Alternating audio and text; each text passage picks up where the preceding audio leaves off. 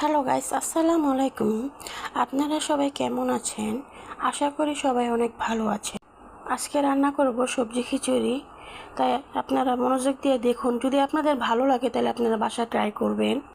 আমি যেগুলো দিয়ে রান্না করব, এখানে লাউ কেটে নিয়েছি, ফুলকপি, আলু আর গরুর মাংস দিয়ে এই মাছকে রান্না করব।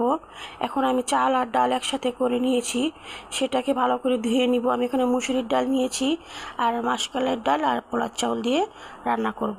মশলাটা কষিয়ে এখন আমি গরুর মাংসটা দিয়ে দিব। এখানে গরুর মাংসটা দিয়ে আমি ভালো করে কতক্ষণ কষাবো। কষানো হয়ে গেলে আমি এটা ভালো করে কষিয়ে নিব। ততক্ষণ কষক, আমরা অপেক্ষা করি।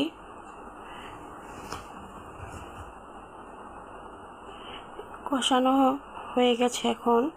এখন আমি সবজিগুলো এখানে সব দিয়ে দিব। দিয়ে এটা ভালো করে একটু নেড়ে চেড়ে কষিয়ে নিব।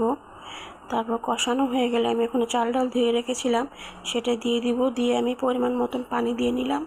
একটু লবণ কম হয়েছিল, তাই আবার আমি লবণ দিয়ে দিয়েছি। এই তো আমার খিচুড়ি মোটামুটি রেডি হয়ে গেছে, আর একটু সময় লাগবে হতে। একটা মাখা মাখা করে একটা খিচুড়ি রান্না করেছি, শুকনাও না আবার হলো একবারে নরমও না, একটা মাখা মাখা রান্না করেছি। এই যে এখন আমি বেড়ে নিব।